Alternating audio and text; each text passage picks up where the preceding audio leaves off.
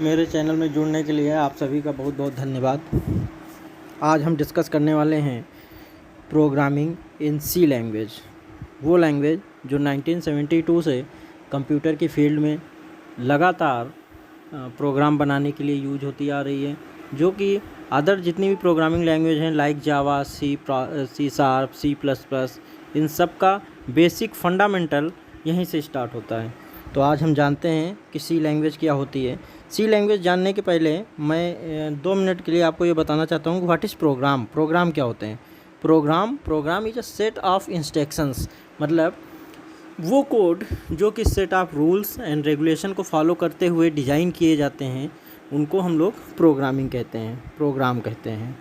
और वो प्रोग्राम करते क्या हैं? वो प्रोग्राम सॉफ्टवेयर को डेवलप करते हैं। इट मीन्स अगर हम कहें कि सॉफ्टवेयर क्या होते हैं, तो software is a set of programs. The multiple programs मिल के एक सॉफ्टवेयर को डेवलप करते हैं।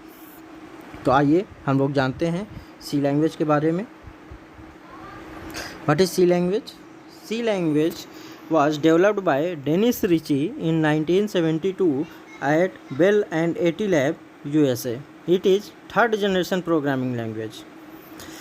The C language is procedural language. Procedural means it follow step by step rules and regulations, or structured based programming language. Like आगे अगर हम लोग प्रोग्रामिंग करेंगे तो इसमें देखेंगे कि फर्स्ट स्टेप हम लोग सी लैंग्वेज की लाइब्रेरी को इंक्लूड करते हैं। Has include stdio.h।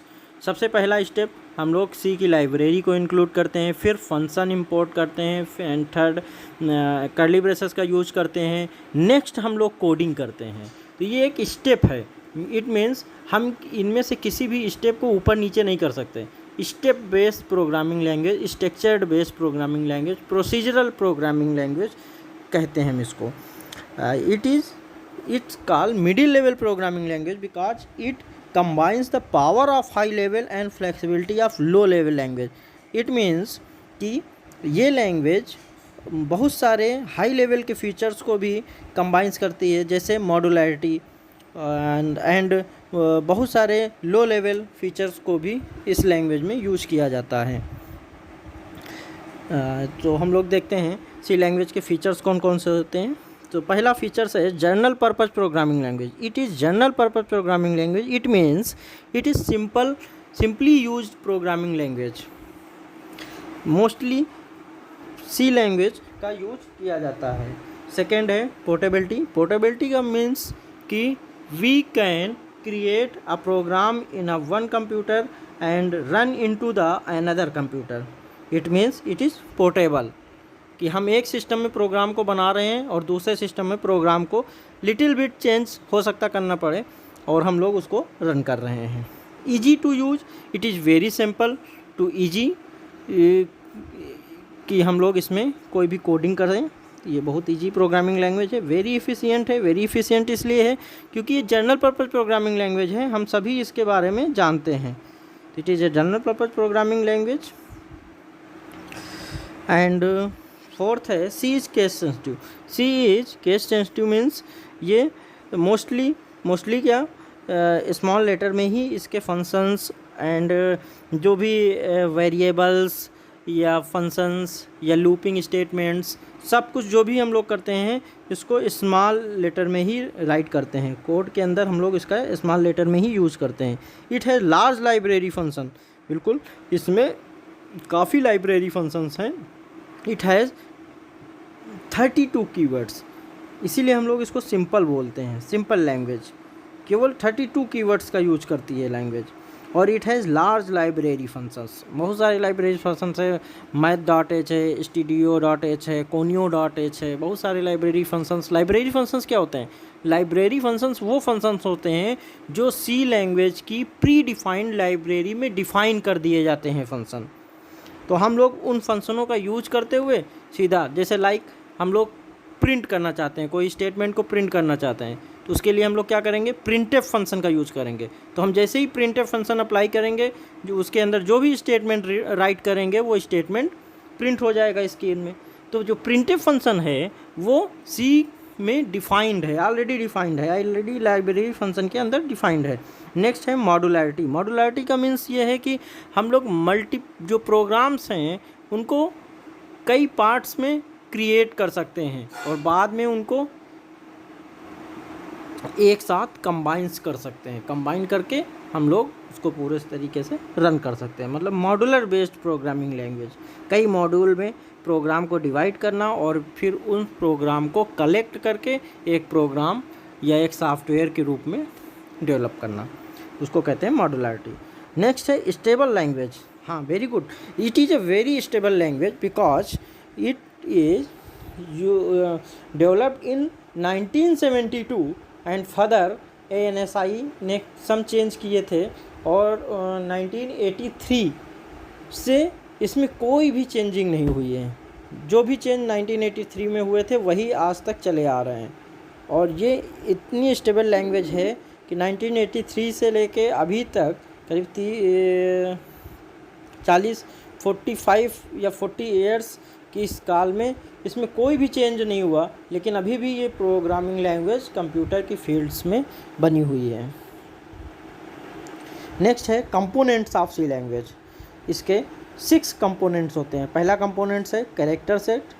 Character set का मतलब letters A, capital A to capital Z and small a to small z, इसको हम लोग कैरेक्टर सेट के अंदर डिफाइन करते हैं। डिजिट्स आप लोग जानते हैं, डिजिट जो है 0 to 9 होती हैं। वाइट स्पेस, हाँ, वाइट स्पेस क्या होता है? जो हम लोगों के कीबोर्ड में टैब की एक बटन होती है जिससे हम लोग स्पेस देते हैं, ब्लैंक स्पेस क्रिएट करते हैं स्पेस बार से। तो वो जो वाइट स्पेस है या स्पेशल सिंबल है @ प्लस माइनस मल्टीप्लाई, ये जितने भी साइन हैं वो स्पेशल सिंबल हैं और वो सारे कुछ यहाँ पे डिफाइन हैं कैरेक्टर सेट में, सी के कैरेक्टर सेट में। सेकेंड होता है डेटा टाइप। डेटा टाइप क्या होता है? Data value passed in a program में बी ऑफ डिफरेंट टाइप्स, मतलब कई टाइप से डेटा वैल्यू डिफाइन करते हैं, या हम लोग कह सकते हैं कि कई टाइप का डेटा होता है। जैसे एक नंबर स्टोर करना होगा तो नंबर एक अलग टाइप का डेटा है। हमको किसी का नाम स्टोर करना होगा तो नाम एक अलग टाइप का डेटा है जिसमें कैरेक्टर्स का यूज होता है। हमको नंबर में भी अगर हमको जो है डेसिमल पॉइंट नंबर स्टोर करने हैं तो उसके लिए अलग डेटा टाइप्स का यूज होगा। तो ये जो डेटा टाइप्स की बात कर रहा है वो मल्टीपल टाइप्स की बात कर रहा है जिसमें कि डेटा को स्टोर किया जाता है। और स्टोर करने का मतलब कंप्यूटर मेमोरी में हम लोग जो कोई भी स्टोर करते हैं तो वो डिफरेंट डेटा टाइप से उन वैल्यू को वहाँ पे स्टोर किया जाता है। तो बेसिकली 2 टाइप्स के डेटा टाइप्स होते हैं। प्रिमिटिव डेटा टाइप्स वो टाइप्स हैं जो कि सी लैंग्वेज में डिफाइंड हैं, ऑलरेडी डिफाइंड हैं।